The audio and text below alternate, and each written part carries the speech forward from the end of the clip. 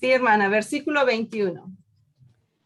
La mujer cuando da a luz tiene dolor porque ha llegado su hora, pero después que ha dado a luz un niño, ya no se acuerda de la angustia por el gozo de que haya nacido un hombre en el mundo. Ahora, ¿qué habrá sentido esa mujer al dar a luz a una niña? Me pregunto yo. Vamos a ver algunas costumbres, ¿ya? A ver, ¿por qué es que se quería que sea un hijo varón? Bueno, implicaba de que ese hijo podría incrementar la posición económica de la familia. ¿En qué sentido? Bueno, ese varón puede trabajar, puede agenciarse de más riquezas y también al casarse, ese hijo va a conseguir una esposa que va a unirse a esa familia. Ese hijo se queda en la familia y con su esposa incrementan el tamaño de la familia y hay más herederos, por decirlo así, hay más trabajadores, hay más influencia. En cambio, si nacía una niña, se sabía que esa niña se la iba a criar hasta cierta edad y luego cuando ella se casaba, ella se iba, la iban a llevar a la familia de su esposo y ella iba a, por decir, disminuir a esa familia, pero aumentar en otra, ¿no? Ya. Al tener un hijo varón, se aseguraban de que su heredad, sus propiedades, sus herencias se mantenían con ellos, porque la heredad pasaba del padre a los hijos varones. Las hijas mujeres no recibían herencia. Entonces, con eso aseguraban que se iban a mantener todavía un tiempo más, ¿no? Su familia no iba a desaparecer.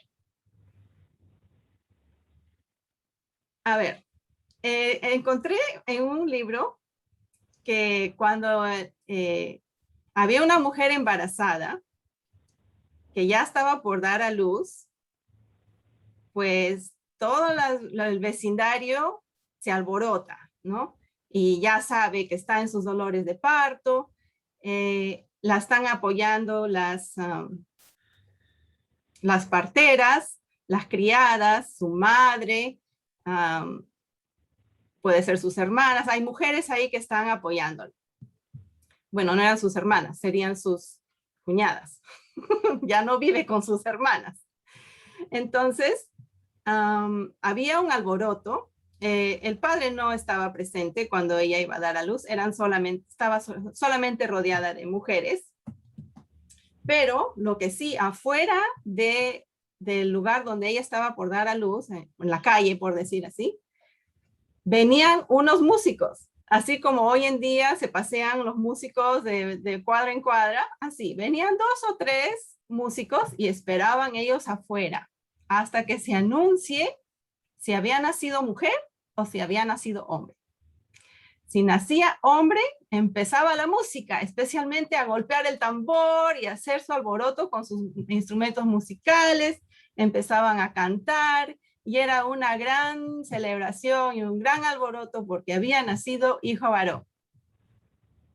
Si les avisaban o si veían las caras de que había nacido una niña, simplemente se daban la media vuelta y se iban silenciosamente. Así era de valorizada en tiempos bíblicos. Dice que hasta la suegra no la iba a visitar a la madre porque había desgraciado a la familia dando a luz a una niña. Me pareció muy triste esa parte. Bueno, seguimos. Los nombres que se les daba a las niñas, claro que después que van creciendo las niñas, les roban el corazón del papá, de los tíos, de los abuelos, ¿no? Y ella se gana el amor de todos. Pero siempre la familia recordando que la tienen por poco tiempo, porque a partir de los 12 años de edad ya la podían dar en matrimonio. Sí. Entonces, los nombres que se les daba a las niñas frecuentemente eran tomados de la naturaleza o de objetos de carácter placentero. Nombres que hacían alusión al sol, a las estrellas, a la luna, a las flores como el lirio, el jazmín, la rosa, o a piedras preciosas como diamantes, perlas, las esmeraldas, etcétera. O también nombres que tenían que ver con el carácter, por ejemplo, paz, gozo, graciosa, princesa, etcétera. Algunos nombres bíblicos que encontramos son, por ejemplo, Jemima, que significa paloma. Tabita o Dorcas significa gacela. Roda viene de la palabra rosa. Salomé viene de la palabra shalom, que significa paz, que por cierto así se llama Gabriela, y cielo. Débora, que viene de la palabra abeja. Esther, de la palabra estrella, y así sucesivamente.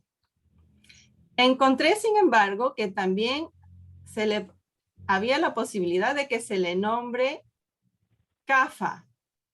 Y Cafa es un nombre triste que implica suficiente o basta ya. Cafa. Y le ponían ese nombre indicando que los padres ya tenían varias hijas mujeres y deseaban tener un varón.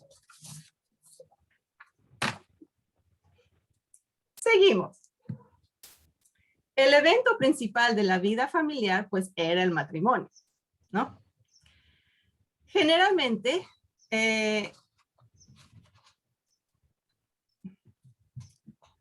los padres eran quienes escogían para sus hijos con quién se iban a casar. Tal vez mientras los hijos eran todavía pequeños, ya los padres estaban buscando por ahí qué familia tiene una hija apropiada para mi hijo, qué familia de buena posición, de buena situación económica, de creencias similares a las mías, en donde mi hija se pueda sentir a gusto. Ahora, eran los papás quienes tenían que gestionar, por decir así, el matrimonio para sus hijas, para sus hijos varones. A ver, encontré esto, que los hombres se casaban generalmente por 4 razones.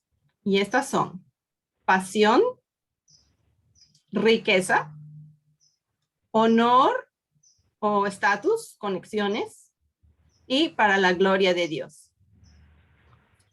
Ahora, el hombre era quien debía buscar, o la familia del hombre, era quien debía buscar a la señorita con quien contraer nupcias, y no al contrario, no que la familia de la mujer esté buscando con quién casar a su hija.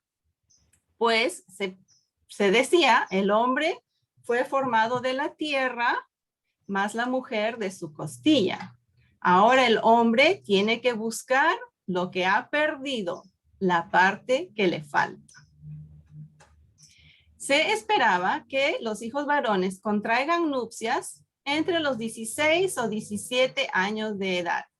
A más tardar a los 20 años de edad. Ya deberían estar casados. Y como les mencioné hace ratito, las señoritas, a partir de los 12 años y un día, ya podían sus padres ver con quién o hacer un contrato de matrimonio para ella. Era un contrato, se le consideraba casi una posesión a la mujer. Bien, las cualidades que se buscaban en una mujer, las cualidades deseadas, era que fuesen mansas, modestas y hasta vergonzosas.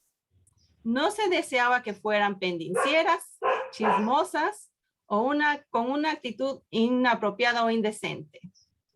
Estas podrían ser causas para el divorcio, que también se tenían divorcios en esa época. Ahora, el padre del novio, una vez que tiene en mente con quién desea hacer un contrato de noviazgo para su hijo, iba con un representante para ofrecer este contrato al padre de la novia. Este representante no es un abogado, pero se le llamaba el amigo del esposo. El padre con el amigo del esposo se iban a la casa de la novia para conversar con el padre. Y muchas veces el padre de la novia también tenía su representante. Entonces, las negociaciones no eran directo entre padre y padre, sino entre representantes. El amigo del novio con un representante generalmente de la familia de la novia. A veces con el padre, a veces con su representante. Y ellos conversaban hasta llegar a un acuerdo. En este acuerdo se tenía que ver, era como una transacción. Venimos a pedir la mano de su hija y le vamos a ofrecer esto a cambio de su hija, ¿ya? Porque la hija, pues era un integrante de la familia, tenía sus responsabilidades, sus quehaceres, sus aportes a la familia y tenían que dejar algo a cambio si es que las querían llevar, ¿no? Esto que dejaban a cambio se llamaba la dote. Entonces, en la familia del novio ofrecía una dote por la novia. Encontré que era apropiado en esos tiempos ofrecer 200 denarios por una doncella. Ahora no sé cuál es el equivalente hoy en día de un denario, pero eso la podrían buscar más adelante si desean. Ahora, si la señora fuera viuda, se podría ofrecer 100 denarios por ella. Y si fuera hija de un sacerdote, era apropiado ofrecer 400 denarios. Sin embargo, la mujer en cuestión, o sea, la señorita, la doncella a quien se le está pidiendo en matrimonio, ella tenía el derecho de dar su consentimiento antes de aceptar este acuerdo. Siempre se le consultaba. Sin embargo, muchas veces no se conocían el novio con la novia hasta casarse. Entonces, primero se casaban y después procuraban enamorarse. Bien. Ahora, regresando al tema.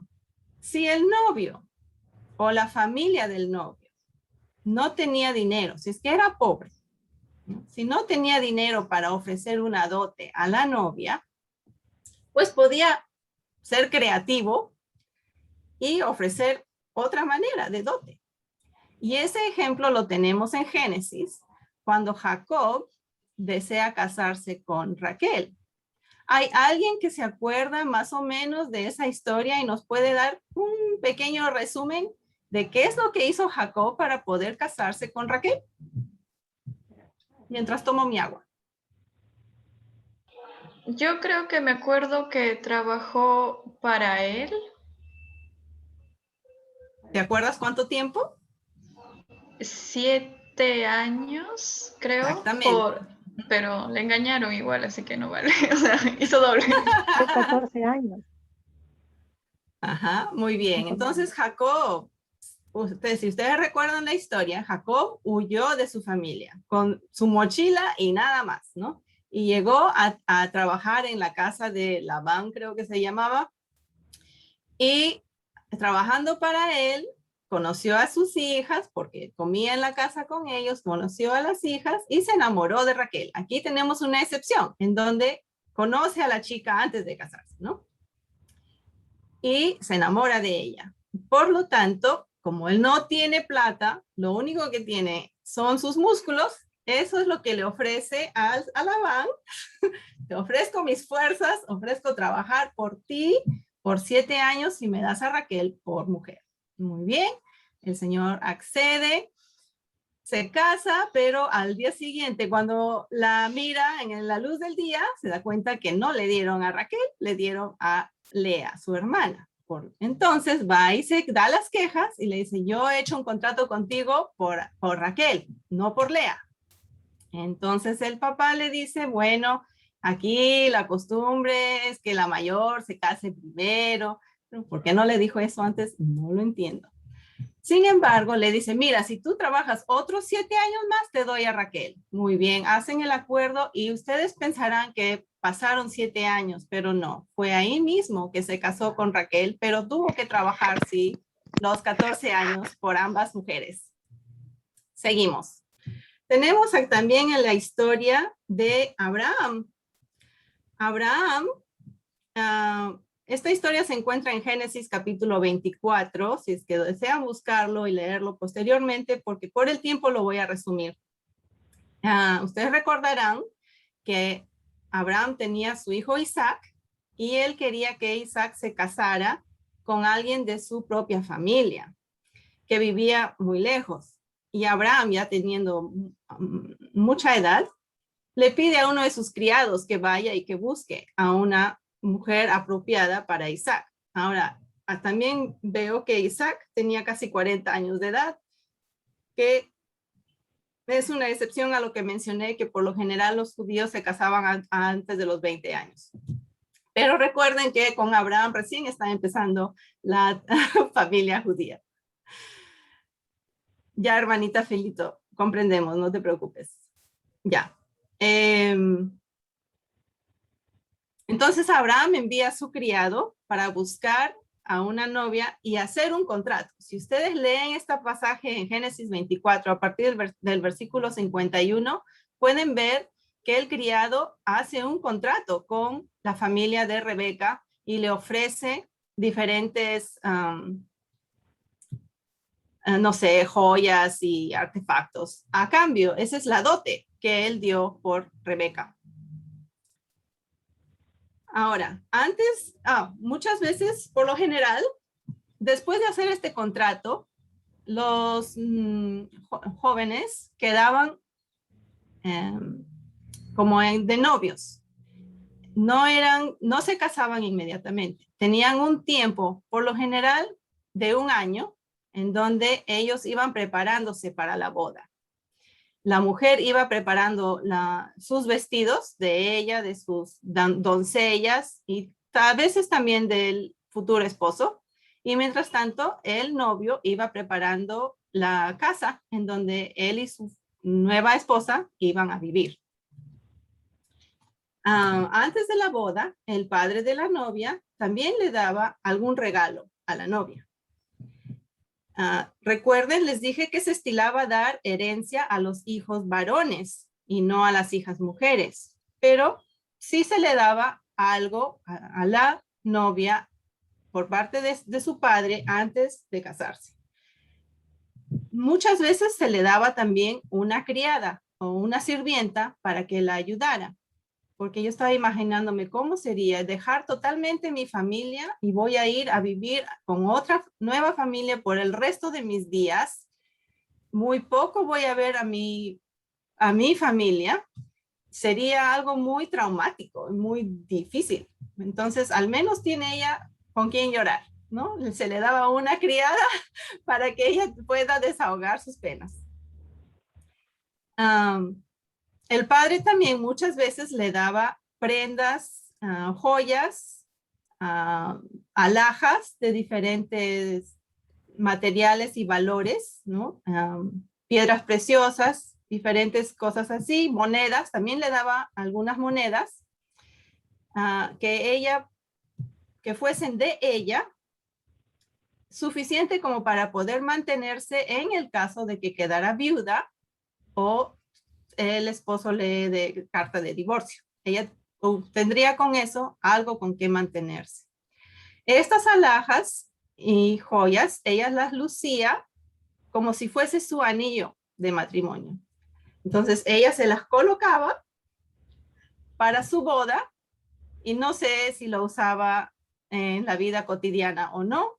Sin embargo, hay una historia en la Biblia que relata de una mujer que ha perdido una moneda y la busca por toda su casa y barre hasta que encuentra su moneda. No recuerdo qué tipo de moneda fue.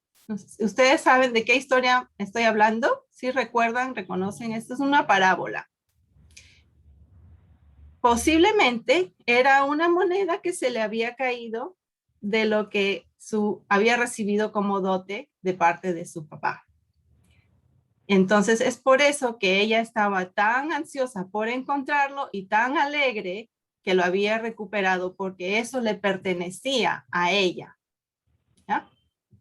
Si algo le pasaba a la esposa y ella muriese, todas sus pertenencias serían heredadas por su esposo.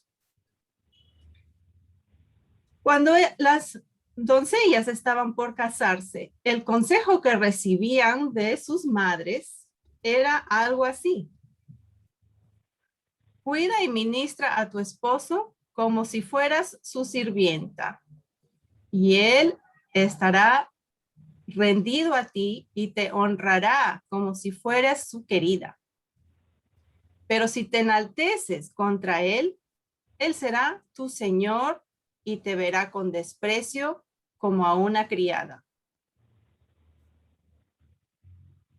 También era la costumbre en ese tiempo que las mujeres se cubran la cabeza y los hombros con un velo.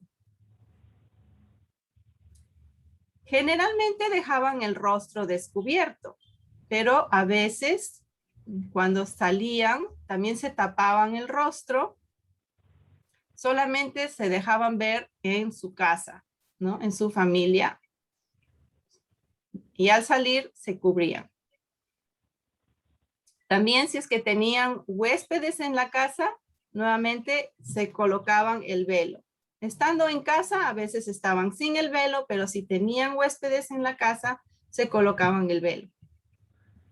Al realizarse la ceremonia nupcial, la novia en algún momento se quita el velo y lo coloca en el hombro del novio. Esto simbolizaba que ahora ella estaba bajo su protección. Luego se soltaba el cabello, porque siempre tenían el cabello amarrado, lo soltaba, dejándolo caer sobre sus hombros y quedando su cabello como un velo. Si alguien me ayuda a buscar Isaías capítulo 9, Camila, creo que tú ya tienes tu Biblia ahí a la mano. Isaías capítulo 9, versículo 6. Me pareció interesante esta parte.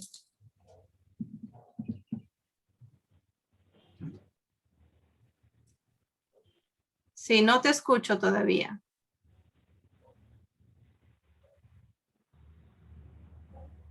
¿9 qué? 9 6. versículos. 9, 6. Ok. Porque un niño nos es nacido, hijo, 9:6, sí, hijo nos es dado, y el principado sobre su hombro. Y se llamará su nombre admirable, consejero, Dios fuerte, Padre eterno, príncipe de paz. Quería resaltar donde dice principado sobre su hombro. ¿Recuerdan lo que les mencioné? Que la novia se saca el velo y lo coloca sobre el hombro del novio. Busqué el significado de principado, porque dice ahí el principado sobre su hombro. Principado significa camarero, que significa persona jefe o cabeza de cualquier índole, capitán, gobernador, príncipe o principal. Y simboliza que está aceptando su responsabilidad. Me pareció interesante esa parte. Si es que alguien tiene alguna pregunta sobre lo que estoy mencionando hasta el momento, por favor lo van anotando y al final vemos sus preguntas. ¿Ok? Pasamos a las responsabilidades en el hogar. Las mujeres nunca fueron tratadas como iguales a los hombres. Nunca comían con ellos. Al padre, al esposo, a los hermanos se les servía la comida primero. La esposa, la madre y las hermanas esperaban para comer lo que quedaba. Cuando salían a pasear o salían a caminar, la mujer o la esposa nunca iba del brazo de su esposo. sino que lo iba detrás de él, lo seguía a una respetuosa distancia. Entonces significa que van caminando los varones, conversando entre ellos, y las mujeres tienen que ir más atrás, donde no estén opinando ni chismoseando de qué es lo que están hablando los varones. Por eso, a una respetable distancia, dándoles su privacidad a los varones. A pesar de estas cosas, debe entenderse que no se calificaba a la mujer judía como esclava de su marido. Él muestra respeto por ella en la mayoría de los casos. Recuerden que él sabía que sin ella él no podía perpetuarse ni mantener su linaje sobre la tierra. Entonces, la mujer sigue siendo muy valiosa para el varón, solo que ella tenía que guardar su lugar. Actividades que hacían las mujeres en la casa, en el hogar. Generalmente ellas molían el grano de trigo todos los días para hacer el pan.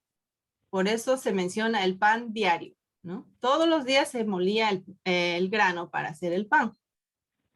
Si es que tenían animales, especialmente ovejas o cabras, los hijos menores, los más pequeños, eran quienes se encargaban de cuidar de las ovejas, sean varoncitos o sean mujercitas. Siempre el último o los más pequeños eran quienes se encargaban de las ovejas. Por eso en la historia de David, recuerden que él era el último de sus hermanos y él también era el encargado de cuidar de las ovejas de su padre. Las hijas mayores, mientras seguían siendo solteras, eran las encargadas de ir a traer agua todos los días de los pozos o manantiales cercanos. Esta actividad se realizaba o al atardecer o temprano en el día antes de que haga mucho calor. Llevaban no solamente un cántaro en sus hombros o en su cabeza, sino también llevaban una cubeta y una soga, porque eso no se dejaba en el pozo, si es que había un pozo. Cada uno tenía que llevar su herramienta. Para eso vamos a buscar Juan capítulo 4. Giovanna, ¿podrías ayudarme con Juan capítulo 4? Sí, hermana. ¿Qué versículo Y será? alguien que vaya buscando, ¿quién me falta? A ver. Vane, ¿puedes ayudarme con Marcos? Anda buscando Marcos. Giovanna, Juan capítulo 4, versículo 6. Ya. Y estaba allí el pozo de Jacob. Entonces Jesús, cansado del camino, se sentó así junto al pozo. Era como la hora sexta. Ya. ¿Podrías leer también el versículo 11? Ya. La mujer le dijo, Señor, no tienes con qué sacarla y el pozo es hondo. ¿De dónde, pues, tienes el agua viva? Ok. Entonces, en esos dos pasajes quiero recalcar un par de cosas. Uno, se menciona en el versículo 6 que era como la hora sexta. Ahora, eso no se refiere que eran las 6 de la mañana, tampoco que eran las 6 de la tarde. La hora empezaba a contarse desde las 6 de la mañana. Entonces, a las 6 empezaba la hora primera, era a las, 6, 7, 8, 9, 10. Sí, la primera hora era a las 7 de la mañana. La segunda hora, las 8, 9, 10, 11 y 12. Entonces, la sexta hora es en realidad, ¿qué hora? 12. El El mediodía. mediodía. El mediodía, en donde el calor del día estaba ya incrementándose. Y que recuerdan que les dije a qué hora se recogía agua y quiénes recogían agua.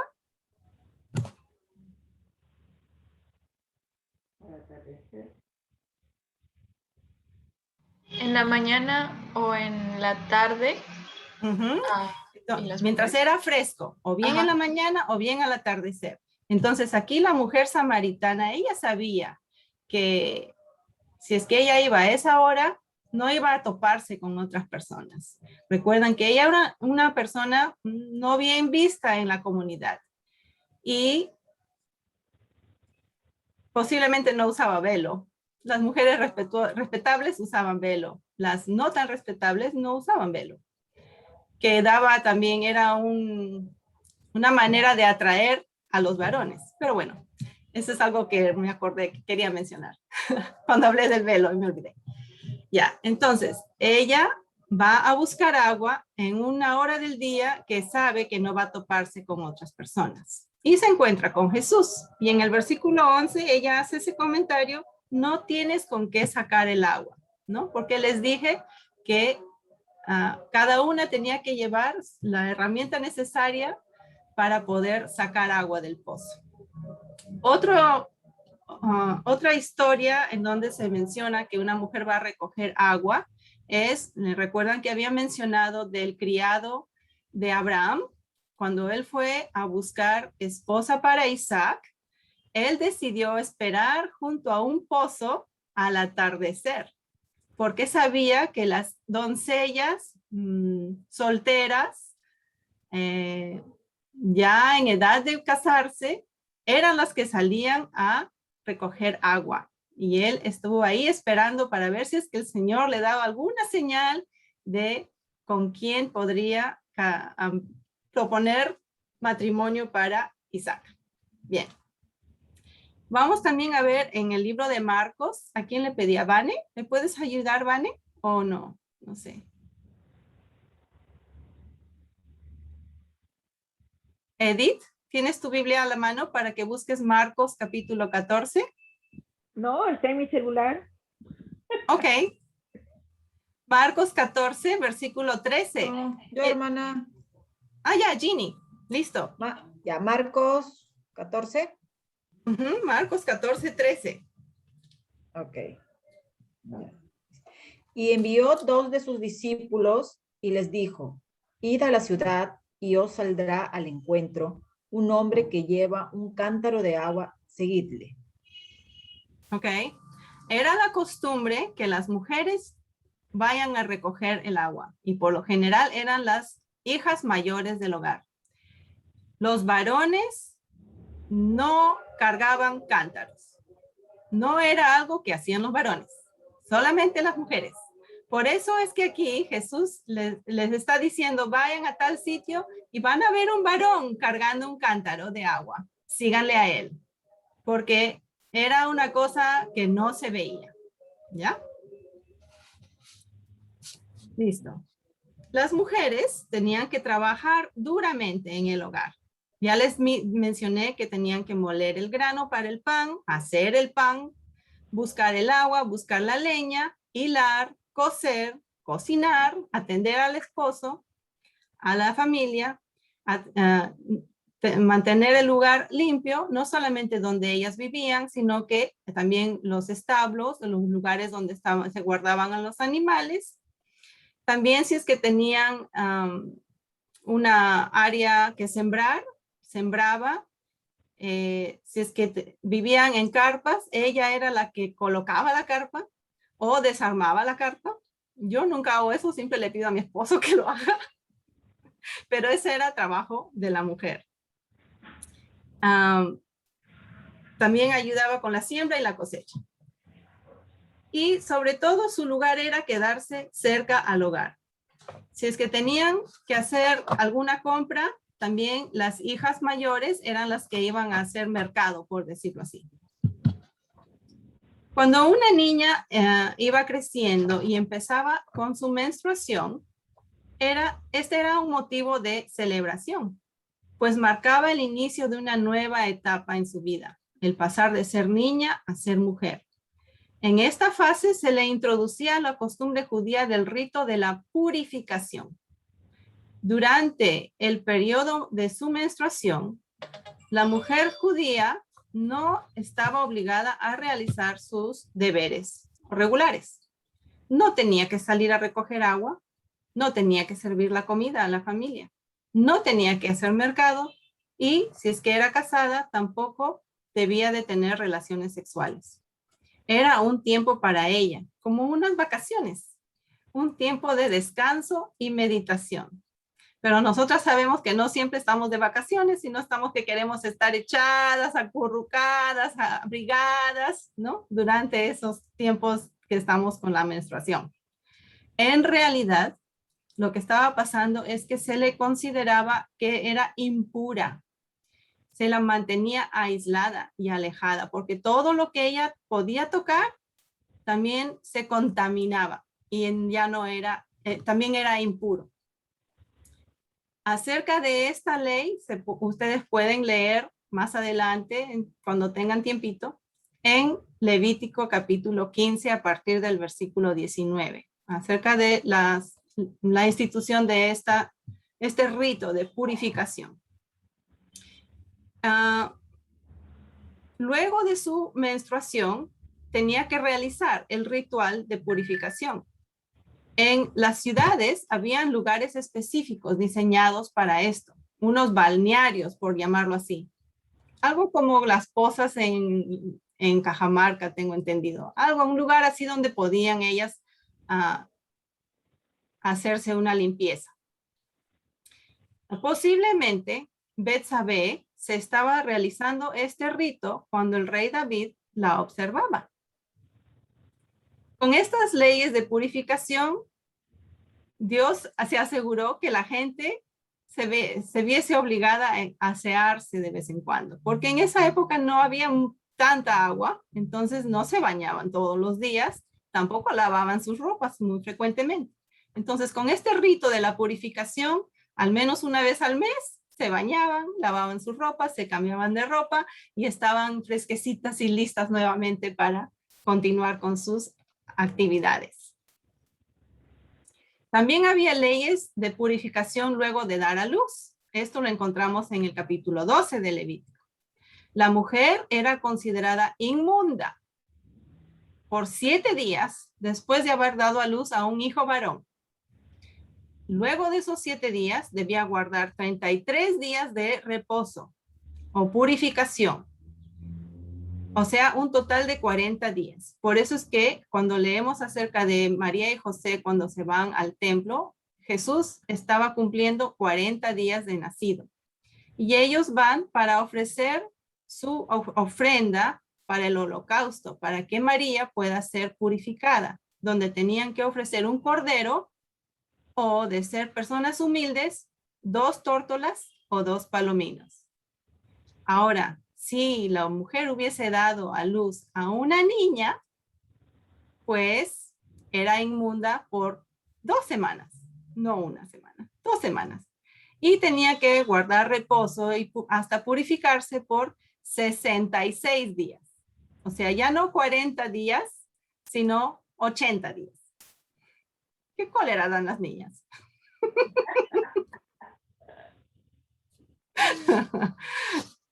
Bueno, tengo un punto más que quería mencionar acerca de la educación. Estoy viendo aquí cuánto tiempo tengo. Para resumir el punto de la educación, eran las madres las que inicialmente le hablaban a sus hijos acerca de Dios, les hablaban pues toda la historia de la creación, las historias que encontramos en Génesis, la historia del pueblo de Israel, se transmitía de madre a hijos desde que eran pequeñitos. Una vez que los niños cumplían más o menos 3 años de edad, ya podían empezar a memorizar las escrituras. Así como nosotros también tenemos niños de 3 a 4 años de edad que ya están memorizando las escrituras. Esto es bíblico, hermanas. Esto lo venían haciendo en el pueblo de Israel hace mucho tiempo atrás. Pero la responsabilidad para educar a los hijos ya en las materias que se enseñan pues en la escuela primaria era responsabilidad del padre. O el padre mismo les educaba o los llevaba a las sinagogas o que se conseguía algún tutor que enseñase a sus hijos. Pero en las sinagogas los hijos varones estudiaban, empezaban aprendiendo el libro de Levítico, que eso es donde estaba la ley para el pueblo de Israel. Luego de eso ya recién pasaban a los otros libros, los primeros 5 libros de la Biblia. Eso eran sus textos de estudio. Después ya más adelante iban aprendiendo los otros libros de las profecías. Básicamente era eso. No se consideraba que las mujeres necesitaban educación porque no lo iban a necesitar, ¿no? En su vida. No la consideraban necesario que la mujer vaya a estudiar. Las mujeres iban aprendiendo por los que escuchaban que aprendían sus hijos. Y vemos en la Biblia que han habido muchas mujeres súper inteligentes que han captado muchas cosas por solamente escuchar lo que aprendían sus hijos. Bien, hay algunos cuantos detalles más, pero lo voy a dejar hasta ahí. Espero haberles dado un poco de interés en conocer un poco más acerca de las diferentes mujeres en la Biblia y las cosas con las que han tenido que lidiar y cómo es que Dios las ha utilizado, tal vez solamente para ser la madre de alguien importante, pero de alguna manera esa madre influenció a su niño. Podemos ver eso en Moisés, la madre de Moisés, la madre de Timoteo. Hay tantas personas en la Biblia que fueron influenciadas por sus madres para servir a nuestro Señor. Así que, hermanas, vemos en la Biblia que la mujer tal vez no fue tan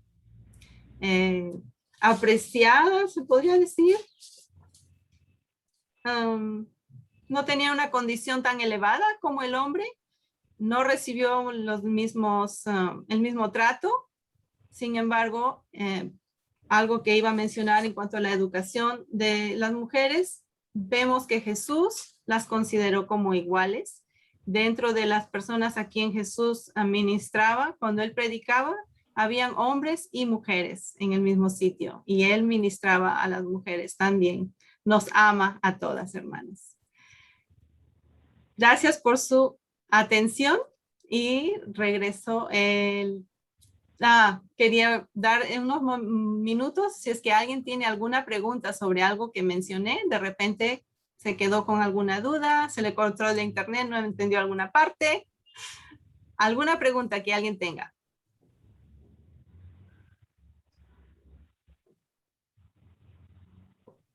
Hermana Melinda, a nosotros se nos cortó el internet justo cuando usted estaba hablando de que las mamás le enseñaban a sus pequeños niños a memorizar y eso, y toda esa parte no escuchamos nada. Nos fue el internet. Sí.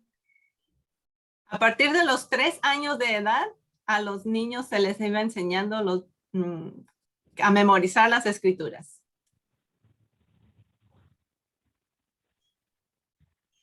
¿Alguna otra pregunta? Hermana, yo también tenía una duda. O sea, las mujeres no comían con sus esposos, iban atrás, siempre ahí lejitos. Sí.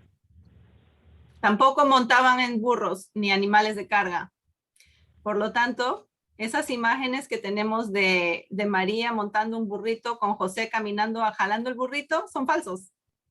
María, de 9 meses de embarazo, tuvo que caminar todo ese trayecto. Con su criada. No, su esposo no creo que la ayudaba. No sé si había una criada, pero alguien seguramente, alguna mujer la estaba ayudando a caminar. También se les consideraba inmundas a las mujeres mientras estaban no solamente con su menstruación, sino que si es que sangraban, si tenían algún flujo de sangre. Y tenemos la historia de una mujer que había tenido ese problema por 12 años, que se metió en la multitud para acercarse a Jesús. ¿Recuerdan? Todos sabían que ella era una mujer inmunda y se quedaban sorprendidos de que ella se hubiese atrevido a meterse entre esas personas. Pero vemos que Jesús la amó y la trató bien. Espero haberles dado ideas o curiosidad de indagar sobre la vida de alguna mujer en la Biblia. La próxima reunión vamos a empezar ya a ver la vida de una de estas mujeres y esperamos que todas ustedes escojan a alguien a quien estudiar y compartir. Hermana Ginny, muchas gracias por su atención. Gracias, muchas gracias, hermana Melinda. Muy interesante, muy revelador todo lo que nos ha dicho hoy día. Y la verdad que sí, nos ha metido el bichito ahí de indagar más y de saber más, claro que sí. Hermanas, les agradecemos por su tiempo. y queríamos saber, bueno, todavía nos queda un poquito de tiempo para poder hablar sobre el Día del Padre, para poder ir diciendo los alcances que tenemos, cómo vamos. Cami, ¿tú cómo vas? ¿Te están mandando las fotos?